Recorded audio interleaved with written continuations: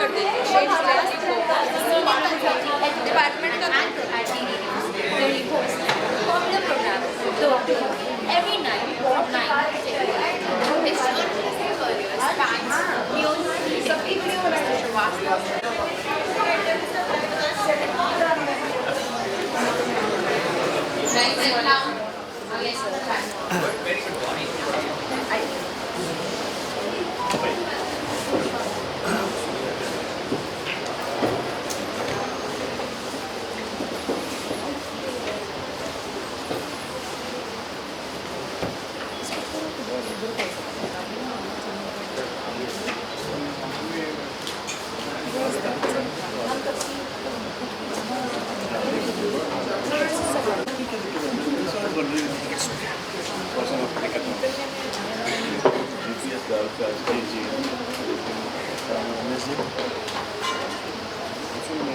As media traverses new horizons, it opens up unprecedented opportunities for innovation and global dialogue. Good morning, everyone. I am Rishita, along with Vilansha, your host for the workshop Horizons. Before we dive into our engaging discussions, I would like to extend our gratitude to Professor Dr. Rajni Malhotra Dhingra, Director, Maharaja Agrawal Institute of Management Studies, and Dr. Umesh Chandra Pathak, Head of Department of Journalism and Mass Communication, for their steadfast support in organizing this event. Today, we'll be exploring the ever-evolving landscape of contemporary media. We'll dwell into how modern media is expanding and transforming, traversing new horizons that influence our communication, information dissemination, and public engagement. We are privileged to have a distinguished guest with us today. Mr. Ashok Srivastava, a veteran news anchor, brings a wealth of experience and insight into the world of media, his media trends and their impacts. Ashok Srivastava is a senior consulting editor and anchor at DD News, where he hosts the popular program Door 2 every night from 9 to 10 p.m.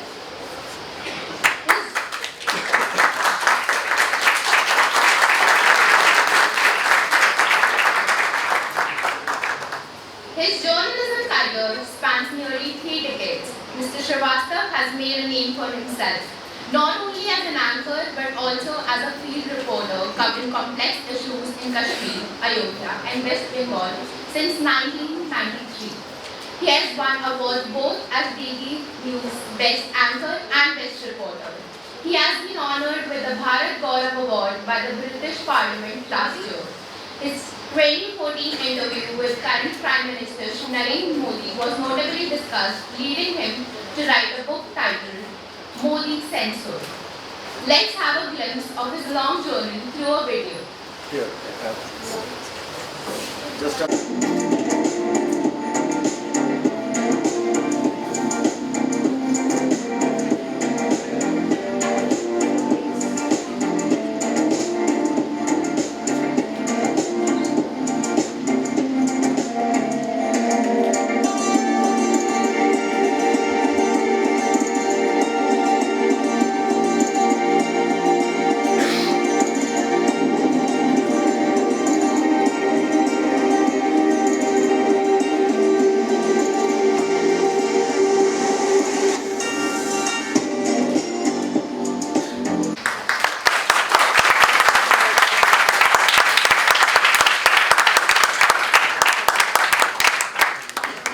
Now, I would like to request Professor Dr. Rajni Malhotra Dhingra, Director of MAIMS, Dr. Umesh Chandra Pathak, Head of Advisor, Department of Journalism and Mass Communication, to formally welcome Mr. Srivastava by presenting him a sapling.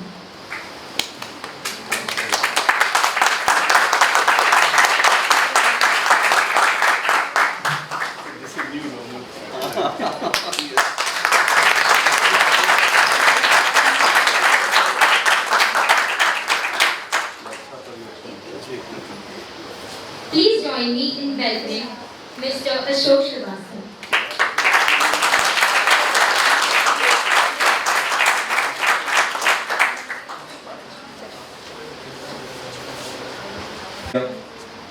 मुझे यहाँ बुलाने और सम्मानित करने के लिए आदरणीय Rajni ma'am, Bhatnagar sir, आप यहाँ पर हैं, मुझे जानकारी लगा, बहुत अच्छा लगा और आप लोगों से बहुत कुछ हमारी नई पीढ़ी सीखती है और मुझे मालूम पड़ा आज भी आप सिखाने के लिए जो है बहुत तत्पर रहते हैं, बहुत शिद्दत के साथ सिखाते हैं और आप जैसे लोग जो हैं समाज में जितने हो उतना ज़्यादा बेहतर है मुझे लगता है। सर ये सुधरते फिर भी नहीं है। सर वो शिकायत हमेशा एक शिक्षक को रहती है, मेरे जो शिक्षक थे उनको शिकायत थी मैं कभी सुधरा नहीं और मुझे अपने स्टूडेंट से शिकायत रहती है वो कभी सुधरते नहीं। तो ये ऑनगोइंग प्रक्रिया है। पाठक जी बहुत बहुत शुक्रिया, आपने मुझे अवसर दिया। सबसे पहले तो सभी जो स्टूडेंट्स हैं यहाँ पर, ये सब फर्स्ट ईयर के हैं मैक्सिमम? सीनियर भी बेटा, सीनियर भी हैं, ज़्यादातर कुछ फर्स्ट ईयर के और सीनियर भी हैं। तो आप सब लोगों की एक नई शुरुआत हो रही है और इस अवसर पर मुझे बुलाया गया तो मैं कोशिश करूँगा जितना वक्त आपके साथ बिता सकूँ कुछ आपको ऐसा कुछ दे के जाऊँ जो आपको आपके आने वाली ज़िंदगी के लिए आपको आपका मार्ग प्रशस्त करे, आपको एक बेहतर पत्रकार और साथ साथ एक बेहतर इंसान बना सके। मैं इससे पहले कि अपनी बात शुरू करूं, मैं ये मानता हूं कि जितने स्टूडेंट यहाँ और अच्छी खासी संख्या में हैं, मैं हमेशा ये कहता हूं कि आपका जो समूह जो ग्रुप दिख रहा है इसमें मैं 3 तरह के लोगों को जो है जो लोग बैठे हैं उसमें मैं 3 श्रेणी में 3 हिस्सों में डिवाइड करना चाहता हूँ और आप सोचिएगा, मैं आपको बताऊंगा किन हिस्सों में, आप सोचिएगा आप उसमें से कौन से हिस्से के स्टूडेंट हैं। मैं मानता हूं जो स्टूडेंट आते हैं खास करके मास कम्युनिकेशन जर्नलिज्म में आते हैं, 3 तरह के लोग आते हैं। पहले आते हैं जो महात्मा गांधी शहरी रोजगार गारंटी स्कीम के तहत आते हैं।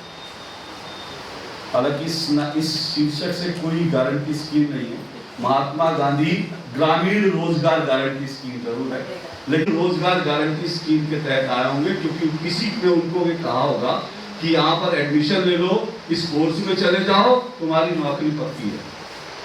तो उसमें से बहुत सारे लोग सोच के आए होंगे, किसी परिवार में कोई होगा कि अरे मेरी बहुत जान पहचान है, एडमिशन ले लो, डिग्री ले लो, मैं तुम्हें नौकरी दूंगा। तो ऐसे बहुत सारे स्टूडेंट आते हैं और इस गलतफहमी में आते हैं क्योंकि मैंने कहा ग्रामीण रोजगार गारंटी योजना है, ग्रामीणों को रोजगार मिल जाता है, गांव में गड्ढा खोदने का बाकी सब चीजें, लेकिन शहरी ग्रामीण रोजगार योजना जैसी कोई में से ये जो थॉट है निकाल दीजिए, जिंदगी में आसान कुछ भी नहीं है। एक बात जो बाकी 2 बचे उनमें एक हैं जो फैशन के चलते आए हैं और एक है जो पैशन के चलते हैं। और फैशन के चलते कौन आया कि उनको किसी ने कह दिया क्योंकि आजकल बड़ा इन है मीडिया में जाना, अरे बड़ी ताकतवर जगह है, बड़ा पावरफुल जगह है, मीडिया में जाएंगे, स्क्रीन पर आएंगे, माइक लेके किसी भी नेता के मुंह में घुसा देंगे ऐसी तैसी, वो फैशन है। जो है हमारे पेरेंट्स ने कहा कि तुम बहुत अच्छा बोलते हो, तुम एंकर बन जाओ, तो उनको लगा अच्छा हाँ ठीक है मैं बहुत अच्छा बोलता हूँ और जो है एंकर बन जाऊंगा और वो आ जाते। तो ऐसे लोग फैशन के चलते आते हैं, एक ट्रेंड है मीडिया में आना, इस वक्त एक ट्रेंड है तो इसलिए आ गए। तो कुछ वो आते हैं जो फैशन के चलते आते हैं, लेकिन इंडस्ट्री को उनकी जरूरत है जो पैशन के चलते हैं। क्या आपके अंदर पैशन है?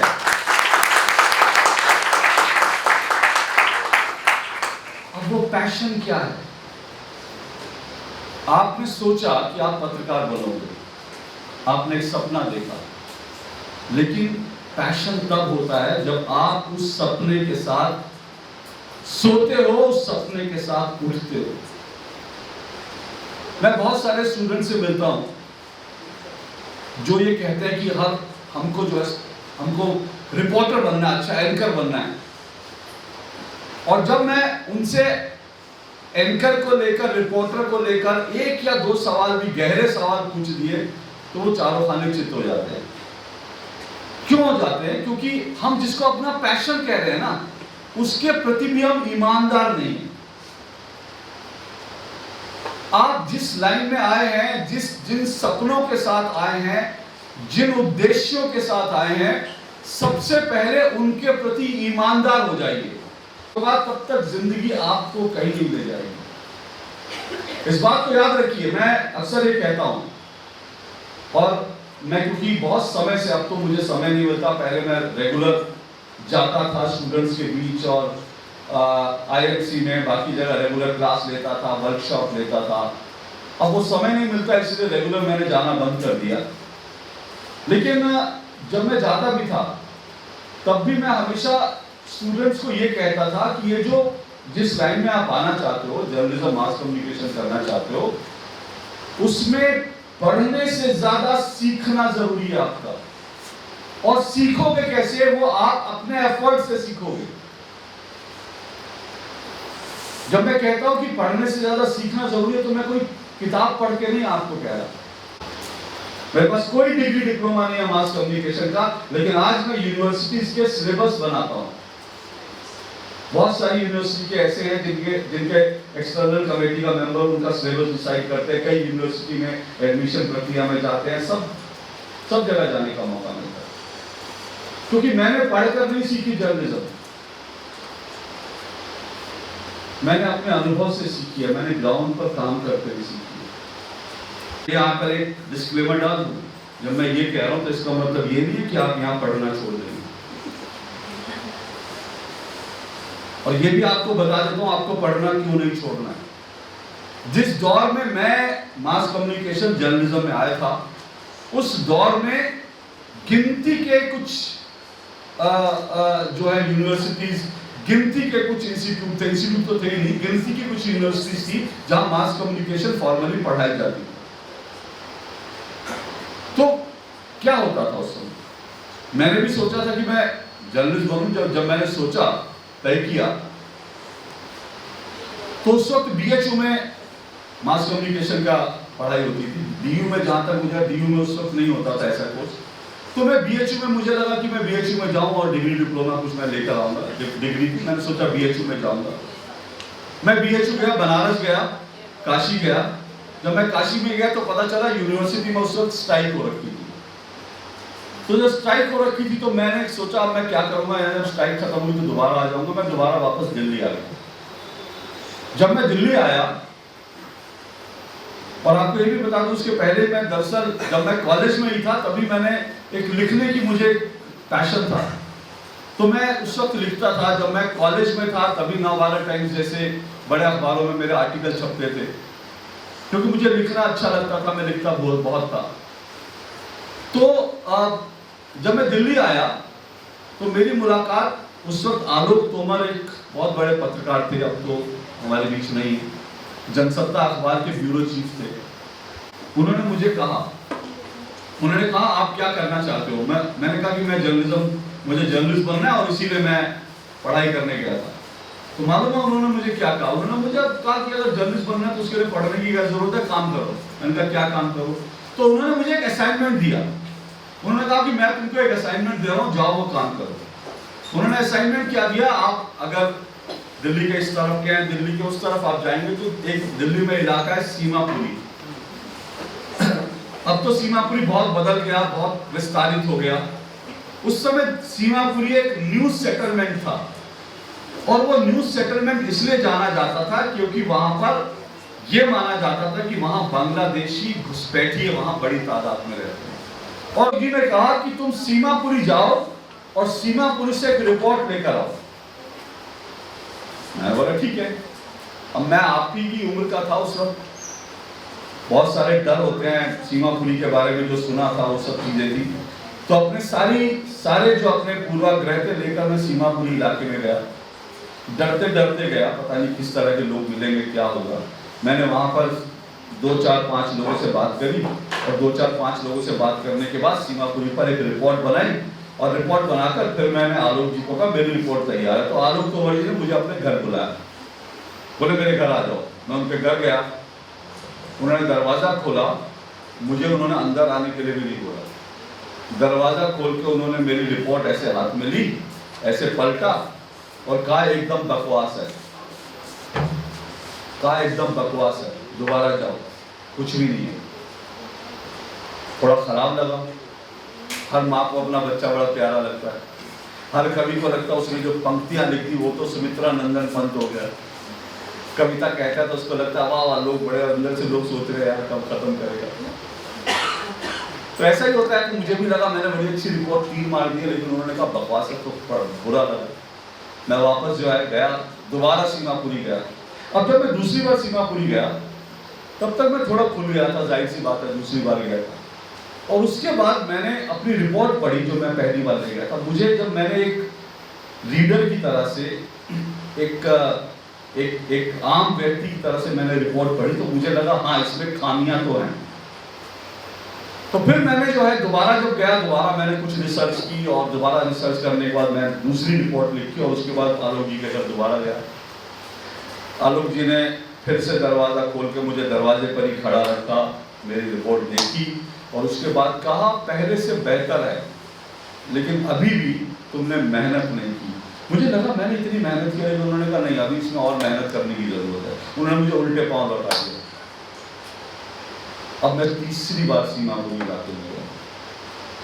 अब जैसे जितना मैं जा रहा था उतना मुझे अनुभव हो रहे थे, उतना मैं ज़्यादा खुल रहा था, उतना मेरा अंदर जो डर था निकल रहा था, उतना मैं ज़्यादा लोगों से कम्युनिकेट कर पा रहा था, उतना मैं चीज़ों को ज़्यादा गहराई से समझ पा रहा था। जी के पास गया। अब जब तीसरी बार गया तो उन्होंने दरवाज़ा खोला, मेरी रिपोर्ट देखी और कहा अंदर आ जाओ। उन्होंने मुझे चाय पिलाई, मिठाई पिलाई और कहा जाओ तुम जर्नलिस्ट बन जाओ। उन्होंने कहा जो तुमने पहली रिपोर्ट लिखी थी और जो तुमने तीसरी रिपोर्ट लिखी थी, इसका अंतर समझ लो तो तुम पत्रकार बन गए। और आप यकीन कीजिए उसके बाद मैंने जितना कुछ लिखा, जो भी लिखा, वो आज तक कभी रिजेक्ट नहीं हुआ। मैंने बहुत अब तो किताबें लिख ली, और किताबें लिखने के बाद जो है एक अलग शैली बन जाती है। और जब मैं नलिनी सिंह जी के साथ था, भारत की बहुत बड़ी टेलीविजन जर्नलिस्ट हैं, वो मेरी स्क्रिप्ट की ऐसी एडिट हो गई थी कि उनको लगता था कि जब तक अशोक स्क्रिप्ट नहीं लिखेगा तब तक वो स्क्रिप्ट को फेंक देती थी। कहती थी मुझे अशोक की स्क्रिप्ट चाहिए, वो फेंक देती थी। मेरी स्क्रिप्ट को देखती थी, अशोक ने लिखे तो इतना भरोसा हो गया था उनको मुझ पर। क्यों? क्योंकि मेरी जो ट्रेनिंग हुई थी वो ट्रेनिंग जो है प्रैक्टिकल ट्रेनिंग थी। तो मैं आज आपसे कहना चाहता हूँ, पढ़ना आपका इसलिए जरूरी है क्योंकि जिस वक्त मैं इस मीडिया में आया तब तक फॉर्मली जो है इस तरह के कोर्सेज नहीं होते थे, और तब तक टेलीविजन इंडस्ट्री भी नहीं आई थी। सपना था कि एक अखबार में नौकरी करूंगा, वहां पे सब एडिटर हो जाऊंगा, धीरे धीरे प्रमोशन होता रहेगा, एक बजाज का स्कूटर ले लूंगा, जिंदगी अच्छे से बीत जाएगी। सिर्फ इतना सा सपना था। लेकिन जिंदगी बहुत तेजी से आगे बढ़ती है, दुनिया बदलती गई। मैं अखबार छोड़ के टेलीविजन में आ गया, जिसके लिए मैं तैयार नहीं हूँ, लेकिन उसके लिए मुझे तैयारी करनी पड़ी, अपने आप को उसके अनुकूल ढालना पड़ा। तो चीजें बदलती हैं। लेकिन क्या है, अब क्या है, टेलीविजन इंडस्ट्री आने के कारण क्या हुआ, अब आप किसी इंडस्ट्री में बिना कोर्स, पहली बात तो यह है कि एंट्री लेवल पर अब एक बैरियर है कि आप, मैंने कहा नहीं मेरे पास डिग्री नहीं है, तो उनको भी हैरानी होती है। लेकिन वो डिग्री तब जरूरी नहीं थी, अब डिग्री कहीं ना कहीं जरूरी हो गई, क्योंकि एंट्री लेवल पर ही आपसे पूछा जाएगा, आपके मार्क्स देखे जाएंगे, आपको मार्क्स के साथ जज किया जाएगा कि आप कितने जो हैं आप गंभीरता से पढ़े हैं। उसके बाद जो है आपका फॉर्मल एंट्री होगी। फिर जब आप टेलीविजन में किसी चैनल में काम करने जाएंगे ना, तो किसी के पास टाइम नहीं है आपको सिखाए। इस बात को याद रखिए। अगर आप सोच रहे हैं ना कि आप जाएंगे चैनल में, किसी के पास टाइम नहीं। आप जो इंटर्नशिप करते हैं ना, वो आपको टेप दे देंगे, इधर जाओ, उधर भागो, इधर चले जाओ, इधर ये कर दो, वो कर दो। आपका ये काम होता है इंटर्नशिप में। कोई आपको इंटर्नशिप में सिखाता नहीं है। इस बात को गांठ बांध देना। जितना सीखना है वो आपको खुद सीखना है। आपको खुद अपने सीनियर के साथ चिपक जाना है। आपको खुद एडिटिंग टेबल पे बैठ जाना है, जो एडिट कर रहा है उससे पूछना है कि भाई ये कैसे, अच्छा इसमें। जब तक आप ये नहीं करोगे आप सीखोगे नहीं, क्योंकि किसी के पास टाइम नहीं है सिखाने का। और वहां पर आपको इक्विपमेंट हैंडल करने के लिए कोई नहीं देगा। इसलिए आज की तारीख में ये जो पढ़ाई हो गई है, फॉर्मल जो एजुकेशन होगी, वो जरूरी है। क्योंकि यहाँ आपको बिना आपको कैमरे, यहाँ आप कैमरा करना सीखोगे, थोड़ा तो सीखोगे, कुछ कैमरे के बेसिक जानोगे ना, तो आप चैनल में जाओगे, कोई आपको कैमरे को हाथ नहीं लगाने देगा अगर आपको कैमरे की बेसिक भी नहीं आती है, क्योंकि वहां किसी के पास टाइम नहीं सिखाने का। तो इसलिए आज की तारीख में फॉर्मल एजुकेशन जरूरी है। लेकिन फॉर्मल एजुकेशन में आपके जो गुरु लोग हैं, आपको जो पढ़ा रहे हैं, वो आपको पढ़ा देंगे, वो आपको सीखने का मौका दे देंगे, वो आपको स्टूडियो दे देंगे, वो आपको ये कह देंगे ये लिखो, वो इससे ज्यादा वो कुछ नहीं कर सकते, क्योंकि उसके बाद आपकी जिम्मेदारी शुरू हो जाती है। आप कितनी गंभीरता से सीखने पढ़ने के लिए तैयार हैं, आपकी जिम्मेदारी है। आप जितनी मेहनत करोगे उतना ज्यादा आप में निखार आएगा।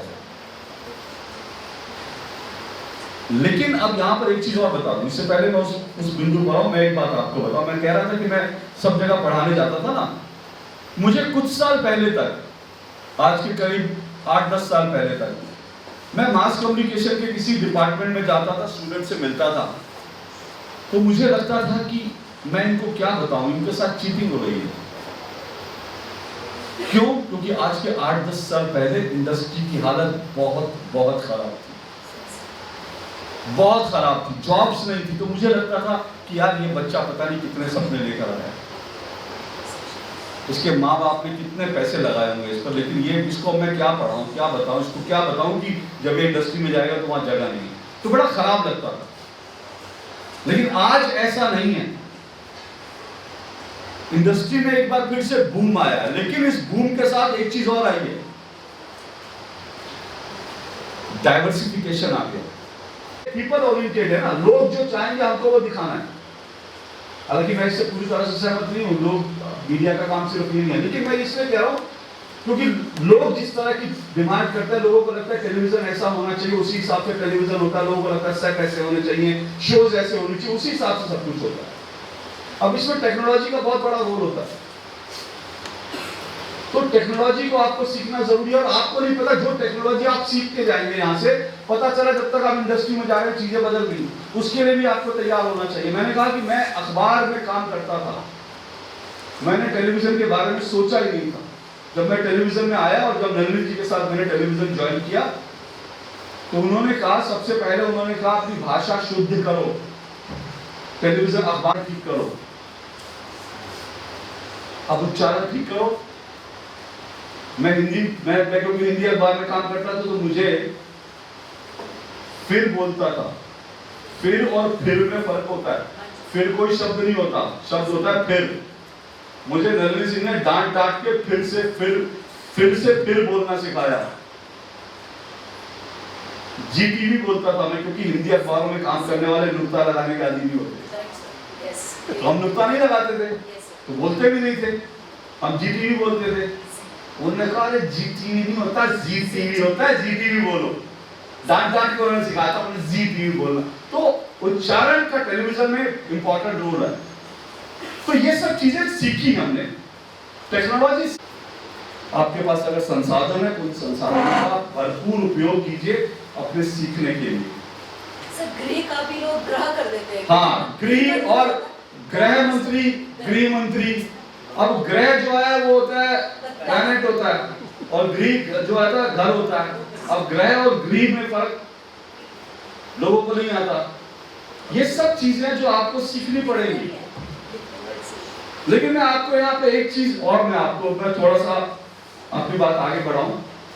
हाँ, जैसे मैंने कहा ना कि अब अवसर बहुत हैं, इस अवसर में टेक्नोलॉजी भी है और साथ साथ डाइवर्सिफिकेशन भी है, लेकिन इसके साथ साथ एक चीज और भी है।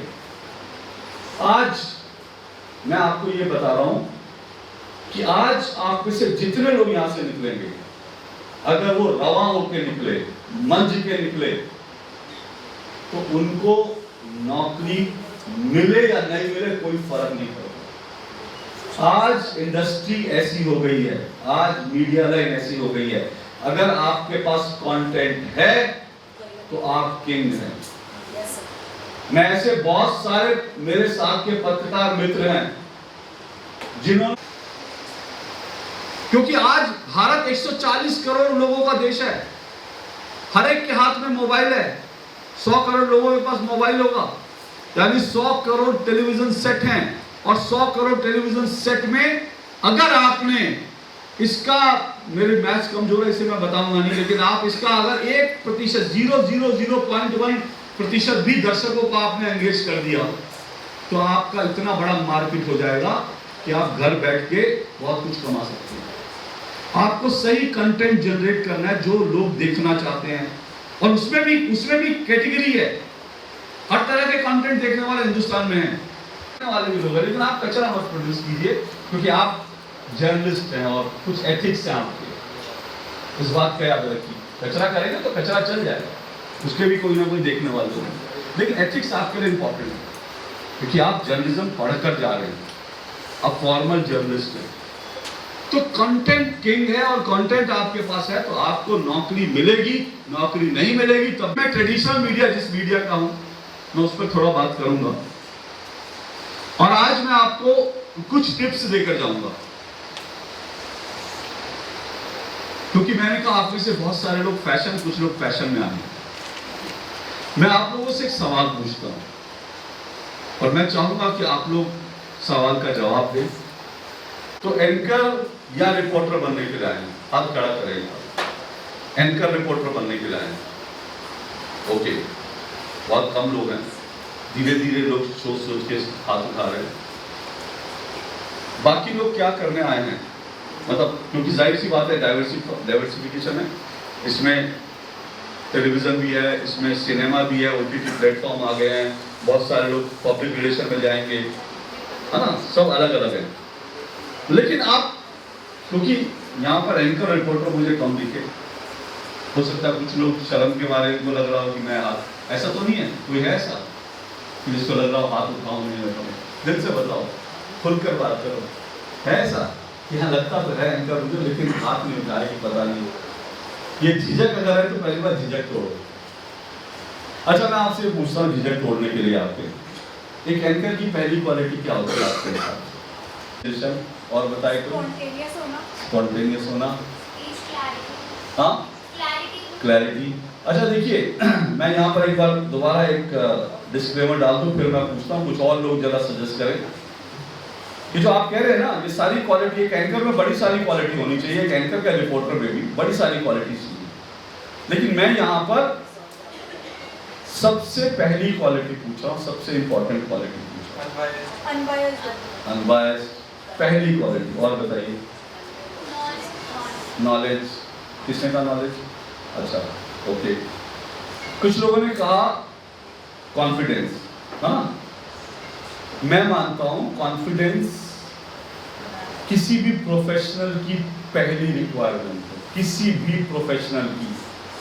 अगर एक व्यक्ति प्रोफेसर है उसको भी कॉन्फिडेंस उतना ही चाहिए जितना एक एंकर को चाहिए। एक सेल्स रिप्रेजेंटेटिव है उसको भी कॉन्फिडेंस उतना ही चाहिए जितना एक एंकर को चाहिए। तो मैं मानता हूं एक एंकर की पहली क्वालिटी कॉन्फिडेंस नहीं है, वो एक किसी भी प्रोफेशनल की पहली क्वालिटी कॉन्फिडेंस है।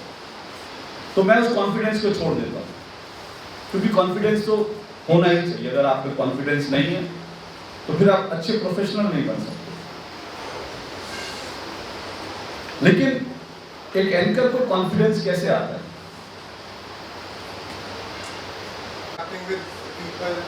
Okay, okay. तो मैं फिर आता हूं अपने सवाल पर। एक अच्छे एंकर की एक अच्छे क्वालिटी क्या है? पीछे से, हाँ, ओके, कम्युनिकेशन। और यहां से कोई कुछ बोलना चाह रहा था? ओके, बेटा आपका नाम क्या है? हाँ, लक्षिका। लक्षिका, आपने क्या बोला था? क्या, इससे क्या मतलब है नॉलेज से मतलब?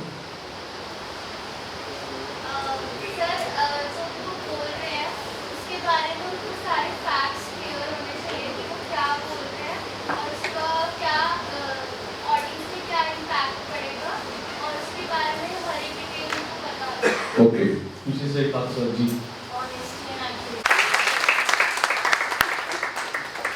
मैंने कहा एक एंकर में कई सारी क्वालिटीज होती हैं, लेकिन मैं लक्षिता की बात को क्यों आगे बढ़ाना चाहता हूँ। मैं ये कहता हूँ एक एंकर की सबसे, अब नॉलेज से मतलब क्या है? अब मैं आपको यहाँ पर एक छोटी सी रियल स्टोरी सुनाता हूँ। Real story. टेलीविजन चैनल्स में क्या होता है, जब भी कोई ब्रेकिंग न्यूज आती है, पहला काम क्या करते हैं टेलीविजन चैनल? कोई ब्रेकिंग न्यूज आई, सबसे पहले वो, उसके बाद सेकंड काम क्या होता है? सेकंड काम उस खबर पे व्यूअर्स को एंगेज रखना। एंगेज करने के लिए क्या किया जाता है? एंगेज करने के लिए फोन इन लिया जाता है, अगर आपका संभव है तो रिपोर्टर वहां पहुंच जाएगा, कैमरा टीम, लेकिन जनरली जो है अगर कोई भी खबर घटी तो उस पर आपका तुरंत कैमरा टीम नहीं पहुंच सकती, रिपोर्टर नहीं पहुंच सकता। तो ज्यादातर क्या होता है, फोन इन पर होता है कि फोन से किसी से वहां पर जो जगह घटना घटी है वहां किसी से आप बात कर सके, किसी अधिकारी से बात कर सके, किसी और व्यक्ति से, अपने रिपोर्टर से ही जो ज्यादा जानकारी फोन पे जुटा दे, वो सब करते हैं। तो ऐसे ही क्या हुआ, अच्छा एक चीज और मैं बता दूं कहानी आगे बढ़ाने से पहले, मुझे खुशी है कि आप लोगों ने कम से कम ये नहीं कहा कि एक एंकर जो है वो बड़े खूबसूरत होना चाहिए। कई बार लोग कह देते हैं एंकर मतलब ओ जी वो बड़ा खूबसूरत होना चाहिए, उसकी आवाज बड़ी अच्छी होनी चाहिए। जो स्टूडेंट ऐसा कहते हैं मुझे बड़ी निराशा होती है, क्योंकि पहली निराशा तो ये होती है मैं खुद खूबसूरत हूँ तो मुझे लगता है कि यार ये तो मेरे ऊपर टिप्पणी करी जाती है। दूसरी चीज मुझे लगता है कि खूबसूरती का तो कोई पैमाना ही नहीं है ना, कोई पैमाना ही नहीं है, और खूबसूरती कोई टेलीविजन में नहीं देखी जाती, आपका व्यक्तित्व अच्छा होता है, वो इंपॉर्टेंट जरूर है। और अगर कोई कहता है आवाज, तो मैं ये कहता हूँ, दोबारा कहता हूँ कि भाई आवाज का पैमाना क्या है, आवाज का कोई पैमाना नहीं है। अच्छी आवाज क्या है, बुरी आवाज क्या है, आप में से जिसकी जो आवाज है वो बहुत अच्छी आवाज है, कोई पैमाना नहीं आवाज का। एक जमाने में लोग लता मंगेशकर को सुनते थे, आज नाक से गाने वाले हिमेश रेशमिया को भी सुनते हैं। तो आवाज का कोई पैमाना नहीं है। एक जमाना वो था, आज अमिताभ बच्चन की आवाज पे तालियां पड़ती है, एक जमाना वो था जब अमिताभ बच्चन को उनकी आवाज के कारण ऑल इंडिया रेडियो से रिजेक्ट कर दिया गया। तो आवाज का भी कोई पैमाना नहीं है, आपकी जो आवाज है वो एक्सेप्ट है, लेकिन आपको यहाँ पर वॉइस मॉड्यूलेशन जरूर सीखना चाहिए। वो आपके गुरुजनों का काम है कि आपको वॉइस मॉड्यूलेशन, आप अपनी वॉइस को कैसे प्रोजेक्ट करोगे, वॉइस प्रोजेक्शन, वॉइस की पिच, कैसे आप अपनी आवाज को बिना चिल्लाए जो है हाई पिच पे ले जा सकते हैं, कैसे आप अपनी आवाज को बिना क्लैरिटी के साथ लो पिच पे ला सकते हैं, कैसे आप एक तेज गति से भी बोल सकते हैं लेकिन क्लैरिटी हो, आप कितनी तेज स्पीड से बोले लेकिन उसमें क्लैरिटी होनी चाहिए, और अगर क्लैरिटी मिल गई तो आपकी स्पीड जो है बेकार है। ये सारी चीजें जो आप सीख सकते हैं वो आपको ट्रेनिंग में सिखाई जाएंगी, ये वॉइस प्रोजेक्शन, ये सारा चीजें सिखाई जाएंगी, तो इसलिए आवाज आपकी जो है स्वीकार है। लेकिन मैं फिर नॉलेज पर आता हूं, नॉलेज क्यों जरूरी है। तो एक जो मैं रियल इंसिडेंट बता रहा हूं वो रियल इंसिडेंट बरेली का है। बरेली में एक प्लेन क्रैश करता है, एक जगुआर प्लेन बरेली में क्रैश किया, और उसके बाद एक टेलीविजन चैनल पर एक एंकर ने वहां पर बरेली में अपने रिपोर्टर से सवाल पूछा। पहला सवाल, ब्रेकिंग न्यूज है, उसने कहा कि फोन इन पे जाओ, तो उसने पहला सवाल पूछा, ये जो प्लेन क्रैश हुआ है इसमें कितने यात्रियों के मारे जाने की आशंका है। अब क्या ये सवाल सही है? क्यों? अगर सही नहीं है तो क्यों सही नहीं? क्यों सवाल ये सही नहीं? ठीक है, वो तो नहीं पता, इसीलिए उसने स्पेकुलेशन के लिए पूछा। अब देखिए, मैं आपको यहां पर थोड़ा सा इस सवाल को चेंज कर देता हूं, क्योंकि आप लोग जिस जनरेशन के हैं वो जनरेशन जो है नई जनरेशन है। क्योंकि मैंने जो सवाल जो मैंने आपको बताया घटना, वो आज के करीब 12, 13, 14 साल पुरानी घटना है, रियल स्टोरी है, और इसके ऊपर मैंने आर्टिकल लिखा था। इस स्टोरी के ऊपर हिंदुस्तान में मेरा आर्टिकल छपा, और मुझे बहुत सारे मीडिया के लोगों ने फोन किया कि भाई साहब आपने हमारी एक बहुत बड़ी समस्या, सरदर्दी जो है उसको उजागर किया। तो मैं इसको आज के संदर्भ में चेंज कर देता हूं। बरेली में राफेल क्रैश किया, उसके बाद एंकर ने रिपोर्टर से सवाल किया कितने यात्री मारे गए, क्या ये सही है? क्या ये सही है? क्यों सही, क्यों नहीं? यस, शाबाश, क्या नाम है आपका? हाँ, ओके, इनके लिए तालियां बजाइए। Rafale is a fighter plane, और जो मैं 12-15 साल पहले की बात बता रहा हूं, मैंने कहा जगुआर क्रैश किया। Jaguar is a fighter plane. आज जैसे भारत की वायुसेना की ताकत जो है राफेल है, वैसे ही आज के 15 साल पहले मिग, मिराज और जगुआर, ये 3 विमान भारत की वायुसेना की ताकत थे, मेन फाइटर प्लेन थे। और अगर एक टेलीविजन एंकर को ये नहीं पता कि Jaguar is a fighter plane, तो उसको एंकर बनने का कोई अधिकार नहीं, कोई अधिकार नहीं है। हम किसी को क्यों सुनते हैं? हम एक एंकर को क्यों देखते हैं, क्यों सुनते हैं? देखिए, हम किसी को भी, जनरल आपको बता रहा हूं, हम किसी को इसलिए सुनते हैं, 2-3 कारण से सुनते हैं। पहला, जब हम एंटरटेन हो रहे होते हैं, हम कपिल शर्मा का शो देखते हैं, एंटरटेन हो रहे हैं। हम जो FM रेडियो सुनते हैं उसमें एंटरटेन हो रहे हैं, उसमें रेडियो पर बताया जा रहा है, गाने सुनाया जा रहा है, हमको एंटर। और जो दूसरा कारण होता है हमारे सुनने का, वो होता है कि हमको कुछ नया मिल रहा है, हमें कुछ नई इंफॉर्मेशन मिल रही है, हम इसलिए सुनते हैं। और हम उसको देखते हैं, उसको सुनते हैं जिसके बारे में हमें मालूम होता है कि ये हमसे ज्यादा जानता है। आपको पढ़ाने वाले, उनका इतना लंबा अनुभव है, वो जब आपको पढ़ाते तो आपको लगता है यार इनका लंबा अनुभव है, ये हमसे ज्यादा जानते हैं, आप इसलिए इनकी क्लास अटेंड करते हैं। मैं यहाँ पर आकर आपको पढ़ा रहा हूँ, आपको लगेगा यार 30 साल इसमें जर्नलिज्म में अपना टाइम दिया है, तो कुछ तो चलो नया सीखने को मिलेगा ना, इसलिए आप सुन रहे हैं। अगर आपको पता चलता कि मैं तो पान के गल्ले पे बैठता हूँ, आप मुझे क्यों, मैं जर्नलिज्म पर आके भाषण दूंगा, आप क्यों सुनोगे मेरा भाषण? आपको लगेगा खुद तो पान पर बनाता, हमको जर्नलिज्म बता रहा है। और एक एंकर की सबसे बड़ी जो चीज होती है, उसकी क्रेडिबिलिटी होती है। जिस दिन मेरे पास इंफॉर्मेशन, मेरे अगर व्यूअर को मेरे से ज्यादा जानकारी, क्योंकि मुझे लगता है बहुत सारे व्यूअर को पता था कि Jaguar is a fighter plane, तो जिस व्यूअर को जिस व्यूअर को मालूम था Jaguar is a fighter plane, उसकी नजर में तो उस एंकर की क्रेडिबिलिटी ध्वस्त हो गई ना, खत्म हो गई ना। वो तो सोचेगा यार इसको तो ये भी नहीं पता, अब इसको मैं क्या देखूंगा। वो अगले दिन से उसका शो देखना बंद कर देगा, इसको कुछ आता जाता नहीं है, इसका क्या शो देगा। तो एक एंकर की क्रेडिबिलिटी बड़ी इंपॉर्टेंट होती है। ये सर जैसे नॉलेज वाले को आनी चाहिए, क्योंकि कोई बंदा अगर कोई प्रोडक्ट सेल करा, जैसे पनवाड़ी आपने बताया, अगर उसको पान के कत्थे की नॉलेज नहीं है तो कौन क्यों लेगा उसका? बिल्कुल आपने सही कहा। कोई बंदा कोई सेल्स कर रहा है, उसको बिल्कुल आपने सही कहा, और इसीलिए मैं कहता हूं वो कॉन्फिडेंस उसको नॉलेज से आता है। जब उसको पता होगा तो उसको मालूम होगा। अगर मैं आज दवाई बेचने निकला, मुझे पता है कि ये 4 दवाइयां, इनमें से कौन सी बढ़िया, मैं बता दूंगा इसका सॉल्ट ये, इसका सॉल्ट ये, इसका सॉल्ट ये, खटाखट और ये सॉल्ट का ये इम्पैक्ट होता है, मुझे में कॉन्फिडेंस अपने आप होगा ना। मैं दवाई बेचने निकला, 4 दवाई मेरे सामने, मुझे पता ही नहीं किस दवाई में क्या सॉल्ट है, तो मैं कैसे एक अच्छा सेल्स रिप्रेजेंटेटिव बन सकता हूँ, मेडिकल रिप्रेजेंटेटिव। तो इसीलिए नॉलेज से कॉन्फिडेंस आता है, और नॉलेज ही किसी एंकर के लिए किसी भी जगह जाओ। लेकिन यहाँ पर मैं एक चीज बताता हूँ, एक एंकर में क्या होता है, एक टेलीविजन जर्नलिस्ट के स्पेलिंग क्या होते हैं बताइए? जर्नलिस्ट के स्पेलिंग क्या होते हैं? JOURNALIST, ये जर्नलिस्ट के स्पेलिंग होते हैं। लेकिन एक जो जर्नलिस्ट होता है, जो एंकर होता है, रिपोर्टर होता है, वो सिर्फ JOURNALIST जर्नलिस्ट नहीं होता, बल्कि वो GENRALIST जर्नलिस्ट भी होता है। यानी वो जनरल चीजों से अवेयर होता है, आप उसको पता होता है उसके आसपास क्या हो रहा है। अब यहां पे जर्नलिस्ट का मतलब ये नहीं है कि मैं आपसे ये पूछूं कि ब्रुनेई की जो जीडीपी है वो कितनी है, ये जनरल नॉलेज है।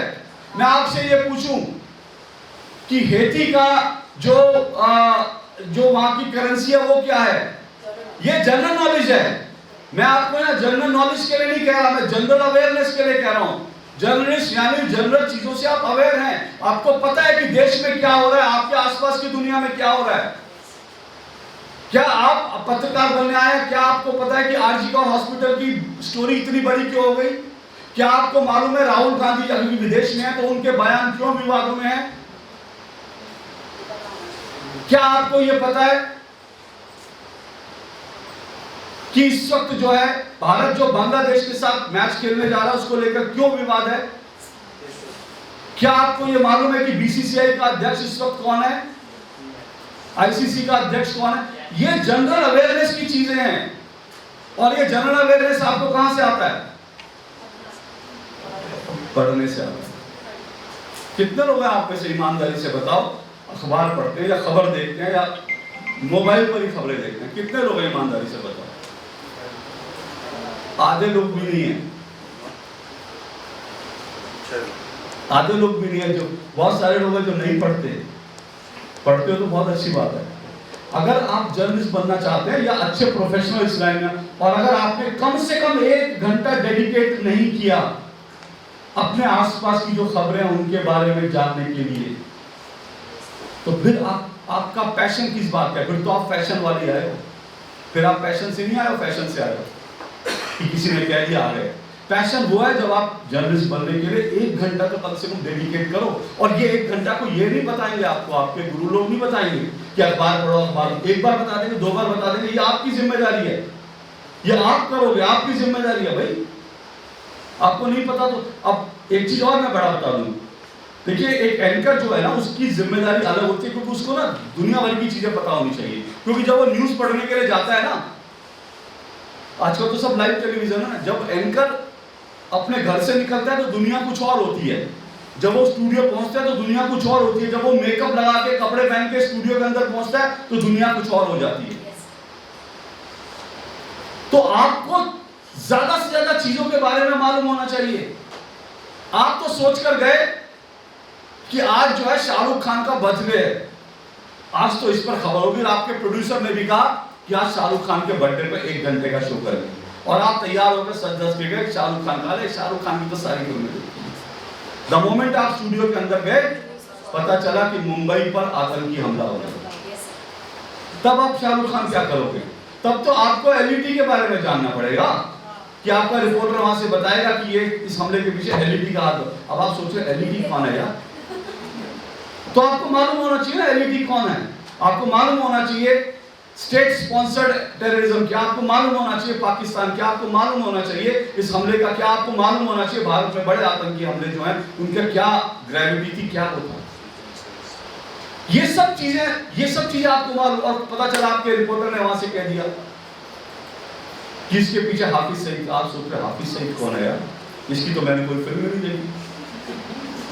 तो आपको मालूम, इतनी बेसिक नॉलेज आपको होनी चाहिए कि आप ये चीजें जान सको। ये एक एंकर के लिए, और एक रिपोर्टर अगर आप बनना चाहते हैं तो रिपोर्टर में थोड़ी सी चॉइस होती है। एक रिपोर्टर के पास, उसके पास बीट होती है, बीट सिस्टम होता है कि भाई पॉलिटिकल बीट करेगा, सिनेमा करेगा, वो जो है क्राइम करेगा, वो जो है वो स्पोर्ट्स करेगा, वो होता है।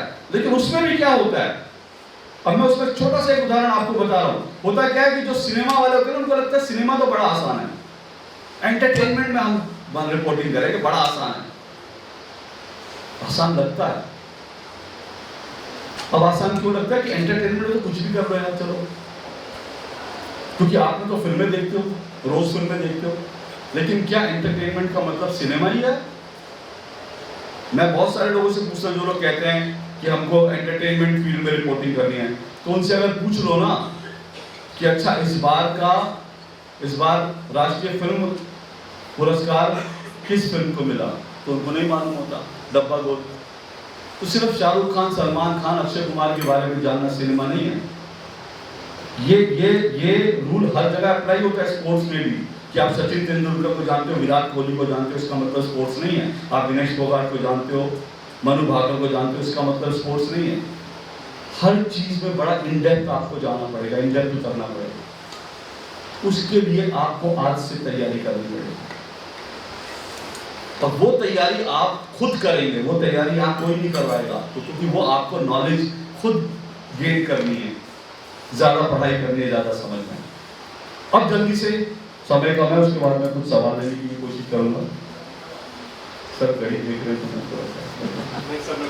अच्छा चलिए, अब दूसरी जल्दी से मैं आपसे पूछता हूँ, क्योंकि मैं यहाँ पे 2 ही चीजें बताऊंगा। पहला मैंने आपको बता दिया नॉलेज, और बाकी सब चीजें आप सीख जाओगे। सेकंड क्वालिटी क्या होती है किसी टेलीविजन एंकर में, रिपोर्टर, सेकंड क्वालिटी क्या होती है? दूसरी सबसे इंपॉर्टेंट क्वालिटी, पहली नॉलेज, दूसरी सबसे इंपॉर्टेंट चीज बताइए। ऑनेस्टी, तो मुझे लगता है ऑनेस्टी, फिर मैं कह रहा हूँ ऑनेस्टी हर जगह होनी चाहिए। ईमानदारी नहीं है तो फिर कोई फायदा नहीं। देखो अनबायसनेस कई बार शब्द आता है। अनबायसनेस का मतलब क्या होता है? भेदभाव नहीं है। भेदभाव मतलब क्या हुआ? अगर मैं यहां पर आपके सामने बोलूं कि राहुल गांधी ने कल अमेरिका में जाके झूठ बोला तो मैं बायस हूं, अनबायस हूं। जो लोग राहुल गांधी को पसंद करते हो कहेंगे मैं बायस हूं। जो लोग राहुल गांधी को पसंद करते हो कहेंगे मैं बायस हूं। तो अगर राहुल गांधी ने कहा तो राहुल गांधी, अगर मैं ये कह रहा हूं कि राहुल गांधी ने झूठ बोला तो मैंने क्या गलत कहा? तो मैं बायस हूं, अनबायस हूं, मैं करेक्ट हूं। अगर राहुल गांधी ने अमेरिका में जाके ये बोला कि चीन में बेरोजगारी की समस्या नहीं और मैं कहता हूं कि राहुल गांधी झूठ बोल रहे हैं, तो मैं बायस हूं, अनबायस हूं या फैक्चुअल हूं? मैं फैक्चुअल हूं, क्योंकि चीन के अंदर इस समय 12 से ज्यादा बेरोजगारी है। तो फैक्ट सही होने चाहिए। ये परसेप्शन है, मैं अगर राहुल गांधी का यहां पर विरोध करूं, ये परसेप्शन हो सकता है आप में से जो लोग राहुल गांधी को पसंद करते हैं कि यार ये आदमी बायस है। लेकिन मैं तो आपको फैक्ट बता रहा हूं, तो एक जर्नलिस्ट को हमेशा फैक्ट्स के साथ करेक्ट होना चाहिए, आपको फैक्चुअली करेक्ट होना चाहिए। कह रहे हैं तो आपको चिंता नहीं करनी। मैं खुलकर कहता हूं, मैं अपने टेलीविजन शोज में कहता हूं, मुझे कई बार लोग कहते हैं आप बायस है। मैं कहता हूं मैं निष्पक्ष नहीं हूं, मैं सच के पक्ष में खड़ा हूं। जो फैक्ट्स है मैं उसके साथ खड़ा रहूंगा, जो फैक्ट्स है मैं उस पर अडिग रहूंगा। और आपके सर ने बताया, आपके जो इंस्टीट्यूट है, आपका जो कॉलेज है, आपकी यूनिवर्सिटी का एक टैगलाइन है राष्ट्र प्रथम। मुझे फैक्ट्स से मतलब है, फैक्ट क्या है, अब फैक्ट क्या है? कश्मीर से 370 हटी, अच्छा हुआ खराब हुआ? पर उमर अब्दुल्ला तो कहते हैं कि 370 वापस लाएंगे और कांग्रेस जो है 370 को लेकर विरोध दर्ज कराती है, उसकी वापसी का कोर्ट में जाती है। अगेन यहाँ पे पर्सपेक्टिव नहीं है। फैक्ट्स क्या है? फैक्ट्स ये है कि कल आपने सुशील कुमार शिंदे को जानते हैं? कौन है वो भारत के होम मिनिस्टर थे, सुशील कुमार शिंदे। अब मैं आपको बता रहा हूं, अगर मैं कह रहा हूं कि 370 हटना इस देश के लिए क्यों जरूरी था, तो उसका मैं आपको फैक्ट दे रहा हूं। आप मुझे फैक्चुअली अगर गलत साबित कर दोगे तो मैं कह दूंगा कि हां मैं बायस हूं। गृह मंत्री सुशील कुमार शिंदे, कल उनकी बुक लॉन्च हुई और उन्होंने ये बात अपने बुक लॉन्च के कार्यक्रम में बोली कि मैं जब कश्मीर पहले जाता था, मैं शब्द का इस्तेमाल मालूम नहीं करूं लेकिन कर लेता हूं क्योंकि उनके खुले शब्द हैं, आप तो स्टूडेंट है, शब्द को समझ जाएंगे। उन्होंने कहा कि जब मैं गृह मंत्री होकर कश्मीर में जाता था, लाल चौक पे तो मेरी फटती थी। और आज राहुल गांधी वहां रात को 10 बजे आइसक्रीम खाते हैं, 10 बजे रात को आइसक्रीम खाते हैं। तो 370 हटना सही है कि गलत है? 370 जब तक था तब तक मैंने यूनाइटेड नेशन में बहुत सारे यूनाइटेड नेशन में जाकर रिपोर्टिंग करी है। जब कभी यूनाइटेड नेशन की जो जनरल असेंबली होती थी, हर बार पाकिस्तान उसमें 370 का मुद्दा उठाता था, कहता था कि 370 इसलिए है क्योंकि कश्मीर का एक स्पेशल स्टेटस है, कश्मीर डिस्प्यूटेड जगह है, कश्मीर भारत का हिस्सा नहीं, इसीलिए डिस्प्यूटेड है, इसीलिए भारत ने 370 लगा रखी है। लेकिन पिछले 5 साल से पाकिस्तान की सारी जो है ना प्रोपेगेंडा सब धराशायी हो गया, क्योंकि अब भारत का कश्मीर एक अभिन्न हिस्सा है। तो सवाल बायसनेस का नहीं है, यहाँ पे सवाल फैक्ट्स आप सही रखें, आपके फैक्ट्स क्लियर होने चाहिए। फिर आपको अगर आप फैक्ट्स सही रख रहे हैं तो आपको बीजेपी वाला गाली दे, कांग्रेस वाला गाली दे, आपको कोई फर्क नहीं पड़ना चाहिए, कोई फर्क नहीं पड़ना चाहिए, क्योंकि मैं फैक्ट्स के साथ हूं। मैंने अभी मेरी किताब का जिक्र किया, मैंने अभी एक किताब लिखी है Modi versus Khan market gang, और इस किताब में मैंने सब कुछ फैक्चुअली दिया है और मैंने बड़े बड़े देश के पत्रकारों और बड़े बड़े फैक्ट चेकर के मैंने झूठ का पर्दाफाश किया। और मैं ये कहता हूं, मैं अपने पॉडकास्ट में कई बार कहता हूं कि मुझे जो कहना था मैंने लिख दिया किताब में। अगर किसी में दम हो, मैंने फैक्ट्स गलत लिखा तो मुझ पर केस कर देना, मैं तो लिख के डॉक्यूमेंट दे दिया ना, आप मुझ पर केस कर दो।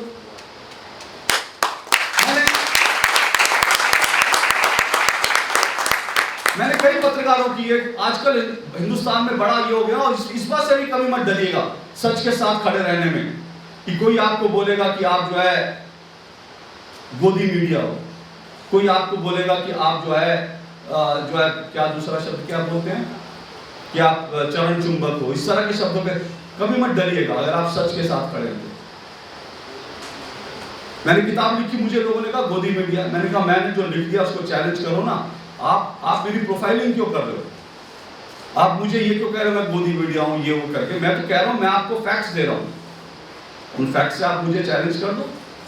हमने कश्मीर का सच एक प्रोग्राम किया था, उसमें मैंने बीबीसी के 10 झूठ मैंने एक्सपोज की। मैंने कहा बीबीसी ने झूठ बोला, और मैंने ऑन कैमरा बोला कि अगर बीबीसी को लगता है मैंने झूठ बोला तो हमें हमारे ऊपर केस कर दे। दूरदर्शन में मैं ये स्टेज से बोलूं। अब आपको बीबीसी का सिर्फ एक खेल समझा देता हूं। नॉर्दर्न आयरलैंड में जो है बीबीसी, वहां पर जो है इंग्लैंड में, वहां पर जो है टेररिज्म है। वहां पे कोई गन उठा लेता है तो बीबीसी कहता है वो टेररिस्ट है। और कश्मीर में कोई गन उठाकर निर्दोष लोगों की 10 निर्दोष लोग मार देता है, बीबीसी उसको कहता है गनमैन है, चरमपंथी है, गनमैन है। तो मतलब तुम्हारा आतंकवादी, हमारा आतंकवादी लड़ाका, यह बायसनेस नहीं तो क्या है? नहीं करते, क्योंकि वो कहते हैं कि आतंकवाद तो अपनी अपनी परसेप्शन है। अरे आतंकवाद परसेप्शन है क्या? ये ठीक है कि दुनिया ने आतंकवाद की आज तक कोई परिभाषा नहीं करी, क्योंकि दुनिया में भी बहुत सारे जो है बायसनेस है। कुछ आपको मिलेगा जब इस फील्ड में आएंगे आप, तो सच के साथ खड़े रहना। बीबीसी में पढ़ाया जाता है कि भाई एक पत्रकार का कोई राष्ट्र नहीं होता। बीबीसी कहता कोई राष्ट्र नहीं होता। क्यों? बीबीसी के पत्रकारों का राष्ट्र क्यों नहीं होता? जब वो रिपोर्टिंग करते हैं तो दिख जाता है उनका राष्ट्र। और दूसरी बात है, उनका राष्ट्र इसलिए नहीं होता क्योंकि बीबीसी जो है ना वो कई देशों में बिजनेस करता है। तो उसको लगता है जिन देशों में बिजनेस करना है वहां के हित की हम बात करेंगे, थोड़ी उनके खिलाफ बोलेंगे, उनके पक्ष में बोलेंगे और कहेंगे हम तो कहते हैं रिपोर्टर का कोई राष्ट्र नहीं होता। लेकिन मैं कहता हूं एक पत्रकार का राष्ट्र होता है। अगर मैं भारत के लिए रिपोर्टिंग नहीं कर रहा, भारत के समाज को बेहतर बनाने के लिए रिपोर्टिंग नहीं कर रहा, तो फिर मैं भारत को बेहतर बनाने के लिए पत्रकारिता नहीं कर रहा, तो मेरी पत्रकारिता बेकार है। मुझे इसके लिए मोदी का विरोध करना पड़े, क्योंकि मैं समाज को बेहतर बनाने के लिए काम कर रहा हूं। अगर एक स्कूल है जो बदहाल है, वहां बच्चे पढ़ नहीं पा रहे, तो उसके बारे में बोलना, क्योंकि वो यूपी में योगी आदित्यनाथ की टेरिटरी में पड़ता है, कि मैं इसमें नहीं बोलूंगा, मुझे बोलना चाहिए। लेकिन अगर राहुल गांधी ये कहते हैं भारत में डेमोक्रेसी नहीं है, तो मैं फिर राहुल गांधी को चुनौती दूंगा, राहुल गांधी झूठ बोल रहे हैं, क्योंकि भारत में जितनी डेमोक्रेसी उतनी डेमोक्रेसी नहीं है। ये दुनिया भर के, मैंने अपनी किताब में जो दुनिया भर के जो वो है ना इंडेक्स कि भारत में अब आप सोचिए भारत को दुनिया क्यों भारत के पीछे पड़ी है? क्योंकि भारत बढ़ रहा है, इस बात को महसूस कीजिए। नहीं तो आप सोचिए कि इंटरनेशनल एजेंसियां कहती हैं कि भारत के अंदर जो है ना वो पाकिस्तान से ज्यादा भूखा देश है। उसका कंपैरिजन उस भारत से कर रहे हैं जहां 80 करोड़ लोगों को मुफ्त अनाज मिल रहा है, कह रहे हैं भारत भूखा देश है। कहते हैं कि भारत में मीडिया को आजादी नहीं है, वो मीडिया की आजादी में के पैमाने पर अफगानिस्तान भारत से आगे। अरे जहां पर गन पॉइंट पर रिपोर्टिंग होती है, AK-47 AK-57 की रिपोर्टिंग होती है, वहां आप कह रहे हो कि भारत से ज्यादा मीडिया को आजादी है। कितनी आजादी आपको चाहिए? बड़ा सिंपल है, ये सारे भारत के खिलाफ एक फेक नैरेटिव तैयार किए जाते हैं। तो आपको एज ए जर्नलिस्ट ये भी समझना चाहिए। तो ये बड़ा जरूरी है कि आप जो पत्रकारिता कर रहे हैं उसके उद्देश्य लीजिए। मुझे एक बेहतर पत्रकार बनना है, मुझे एक अच्छा नागरिक बनना है, मुझे समाज के लिए, मुझे देश के लिए कुछ बेहतर करके जाना, ये मेरी रिस्पॉन्सिबिलिटी है। बहुत बहुत शुक्रिया।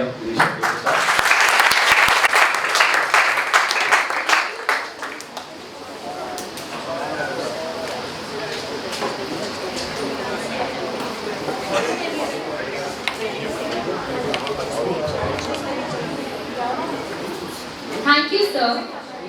As we wrap up this enlightening session, I would like to extend a heartfelt gratitude to our esteemed guests, participants and organizers who have contributed to the success of today's workshop. Your enthusiasm and commitment to exploring new frontiers in media are truly commendable. Now I invite the Head of Department, Dr. Umesh Chandra Pathak, and Vinay Bhatnagar, sir, the Advisor, Department of Journalism and Mass Communication, to present a memento as a token of gratitude from our side.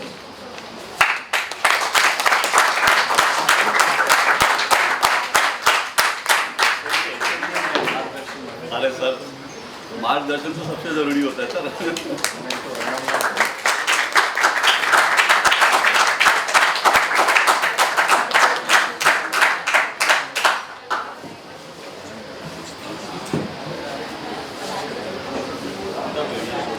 I would request Dr. Umesh Chandra sir to deliver the final vote of thanks. Thank you, Vedansha. It's only a formal kind of vote of thanks, but I don't think we all are formal now after a wonderful and inspiring speech given by today's guest, Yashov Srivastava. And if you really like, just give me a sign with your big applause.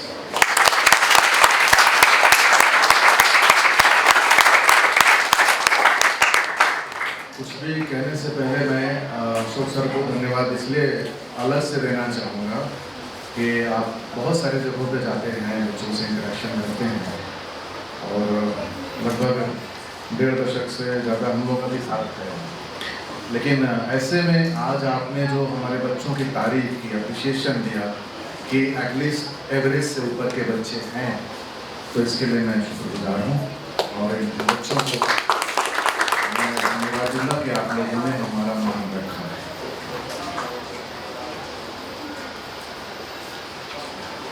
सुनना और अपने content को बड़ा बनाना, credibility एक journalist की सबसे बड़ी पूंजी होती है, धरोहर होती है, आपने बताया। और कोई भी प्रोफेशनल हो उसके अंदर कॉन्फिडेंस सबसे पहली शर्त है, और कॉन्फिडेंस कैसे आता है ये भी आपने बताया। एक हमारे वेदांत में बहुत पुरानी युक्ति बताई गई है, श्रवण मनन निधिध्यासन। सुनना, उस पर चिंतन करना, उसको आत्मसात करना, ये तीनों प्रक्रिया अगर कर रहे हैं तो आपका ज्ञान समृद्ध होता है, और जब ज्ञान समृद्ध होता है तो कॉन्फिडेंस यानी आत्मविश्वास स्वयं में दृढ़ता की ओर ले जाता है आपको, और आप बेहतर कर पाते हैं। सामान्य ज्ञान को कभी सामान्य समझने की कोशिश नहीं करना, क्योंकि सामान्य ही हमेशा विशेष की ओर ले जाता है। जो आम है वही खास होता है, और जब मई जून का महीना होता है तो चारों आम ही खास होता है।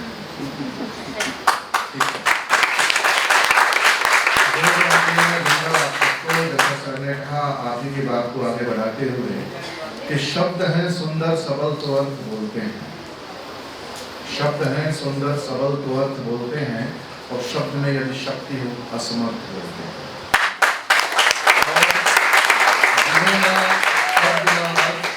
भाव की चिंता वो जब भी बोलते हैं बस व्यर्थ बोलते हैं।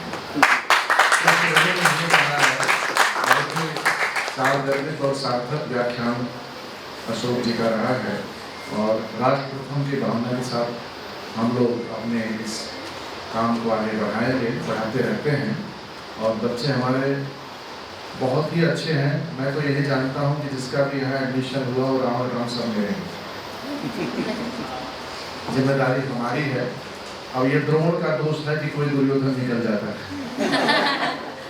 हमने तो अर्जुन के साथ ही बताया है। मैं धन्यवाद दूंगा आज के इस ऑर्गेनाइजिंग टीम को, और हमारे हम सबके mentor doctor PK. Bhatnagar sir, जो हमेशा हर पल हमारे साथ तैयार रहते हैं।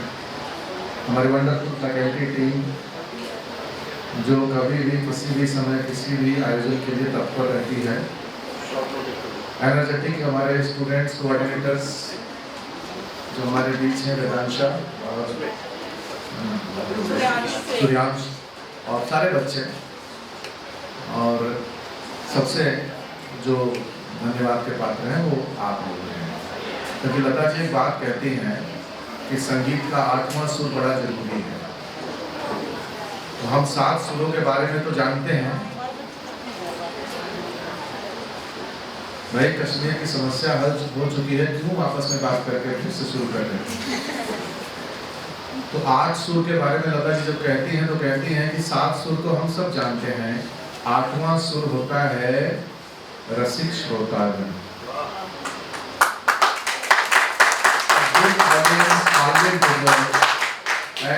Only they can learn। एक अच्छा स्पीकर तभी बनोगे जब अच्छा लिसनर बन जाओ, क्योंकि जो हमारी लिसनिंग है उसको हियरिंग में मत बदलो, क्योंकि हियरिंग कोर्ट में होती है। तो सुनना सीख जाओगे तो बोलना सीख जाओगे, और अंत में मैं आप सबको धन्यवाद देते हुए बस इतना कहूँगा कि जितना ज़्यादा पढ़ सके उतना ज़्यादा पढ़, और जितना ज़्यादा लिख सके फिर उतना ज़्यादा लिख, और आज तो जिनको पढ़ रहा कल उनसे आगे लिख।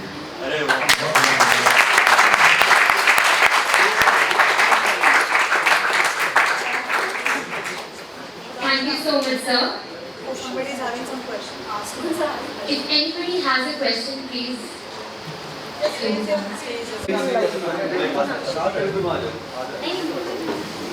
Only 2-3 questions. हाँ बताइए. Good morning, sir. My name is Hardik Khanna and we are truly honored to have you here today. Why do certain cases such as the recent Kolkata incident receive significant media attention while other equally grave cases like the Ujjain rape case or the Jharkhand incident involving a nursery school girl fail to get similar media traction?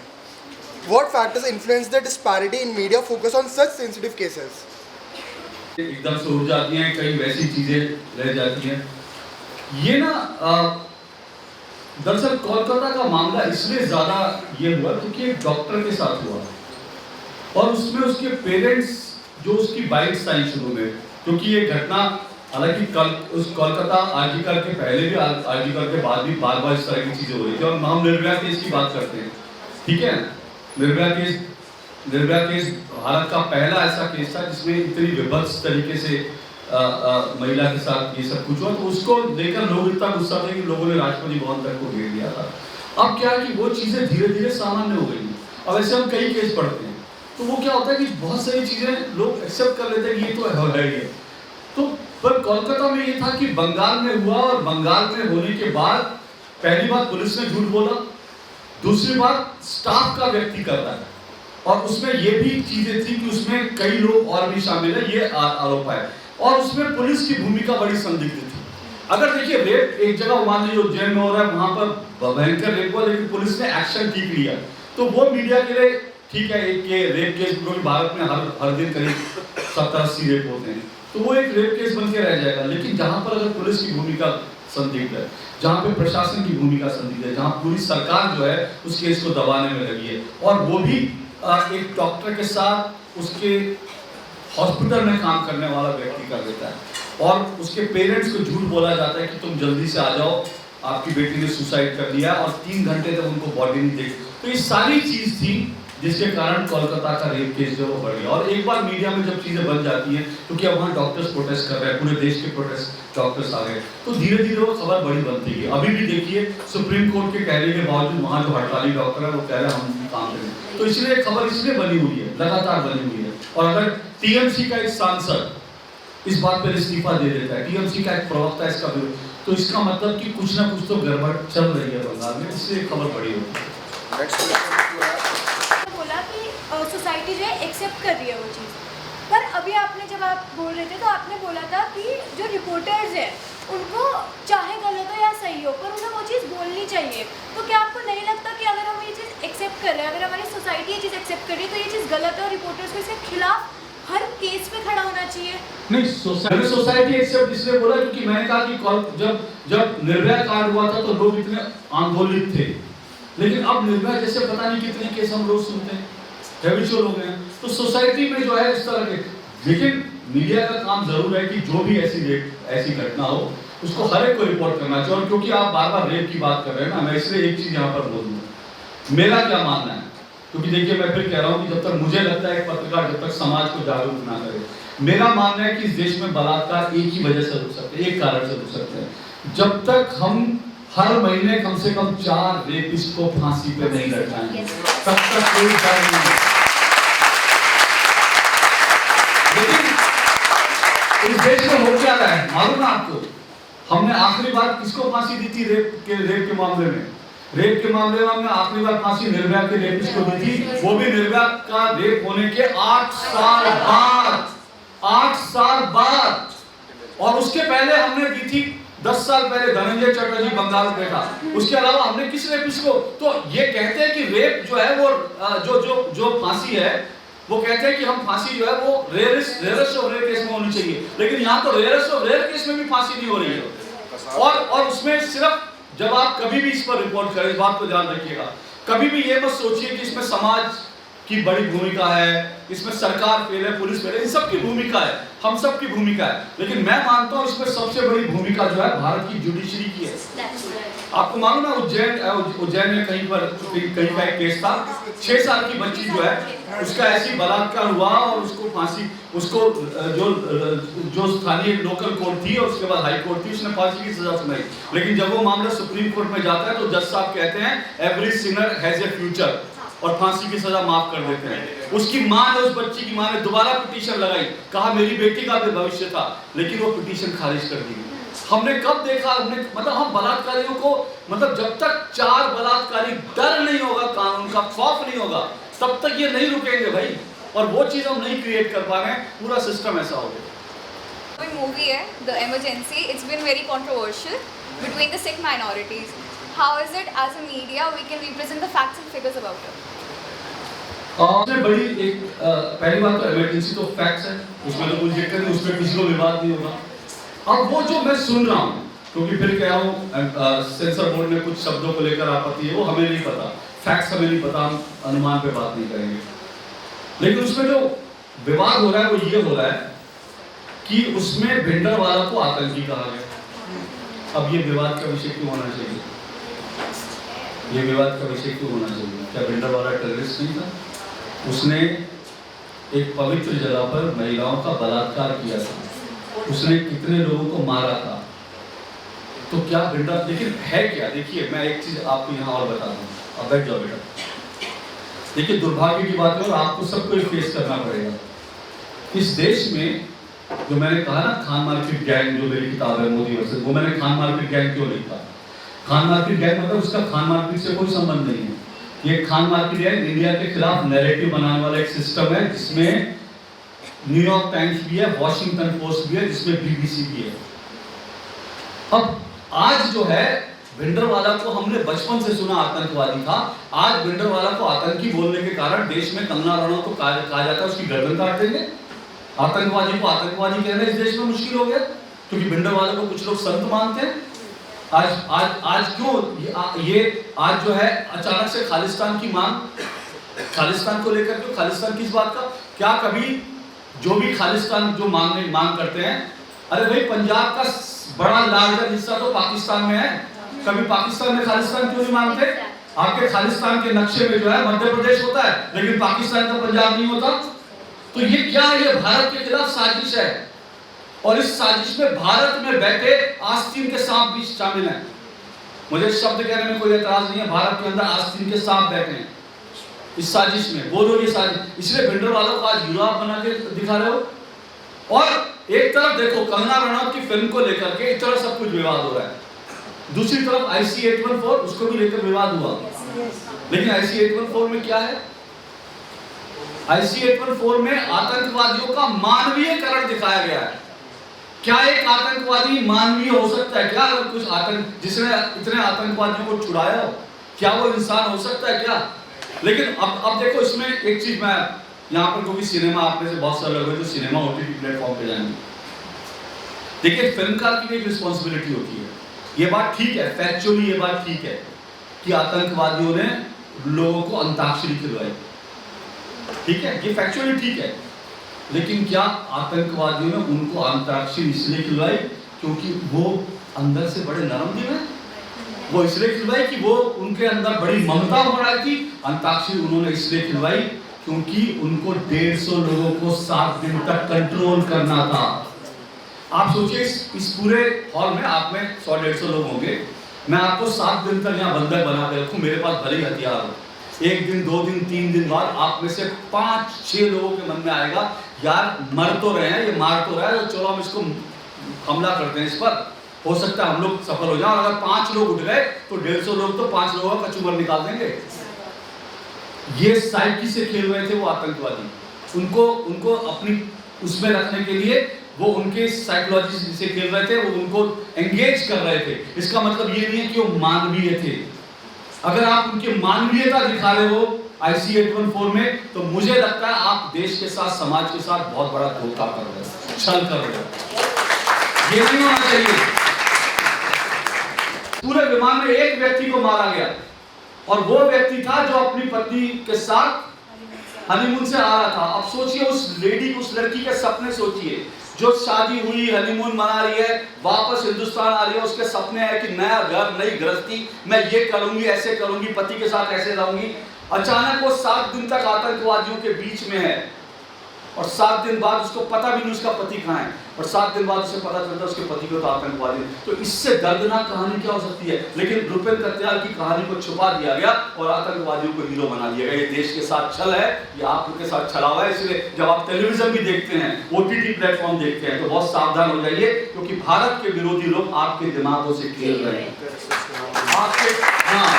आपके दिमागों से खेल रहे हैं, वो cinema के माध्यम से खेल रहे हैं। और सिनेमा सबसे बड़ा नैरेटिव बिल्डर है। आप में से कितने लोगों ने 1983 फिल्म देखी है?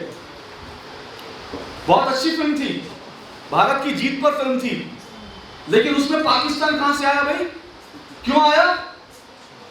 तुम्हारा फूफा लगता है पाकिस्तान? तुमने क्यों दिखाया? जिस दिन भारत और वेस्ट इंडीज का फाइनल हो रहा था, पाकिस्तान वालों ने कहा कि भाई आज हम आक्रमण नहीं करेंगे, भारतीय लोग मैच देखना चाहते हैं। ऐसा कोई इंसिडेंट एग्जिस्ट नहीं करता, कोई इंसिडेंट एग्जिस्ट नहीं करता। उसको आपने सिनेमा में डाला, क्यों?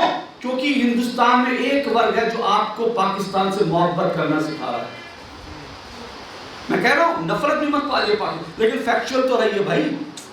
जब तक पाकिस्तान आतंकवाद को छोड़ेगा नहीं, आतंकी भेजना छोड़ेगा नहीं, मैं पाकिस्तान को कैसे माफ कर दूं? मैं पाकिस्तान को कैसे प्यार से देखने लगूं? वो छोड़ दे आतंकवाद, हम तो गले लगाने के लिए तैयार बैठे। हिंदुस्तान तो सबको गले लगाता है, लेकिन जो हमारे निर्दोष लोगों को मार रहा है, हमारे सैनिकों की हत्याएं करवा रहा है, जान ले रहा है, भारत के खिलाफ दुनिया भर में प्रोपेगेंडा चल रहा है, उससे मैं मोहब्बत क्यों करूं? क्लियर की बत्ती जलाओ, सब चीजों से सावधान रहिए। आपके आसपास बहुत सारा नैरेटिव रोज गढ़ा जाता है, मीडिया के द्वारा, सिनेमा के द्वारा, OTT प्लेटफॉर्म के द्वारा। आस्तीन के साथ इस देश में बहुत है, उनसे सावधान रहने की